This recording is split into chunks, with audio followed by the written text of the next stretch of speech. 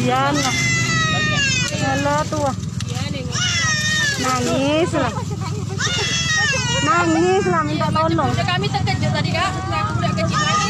Ih, nak pakai palang tuh. Oh, sakit dia. Duh.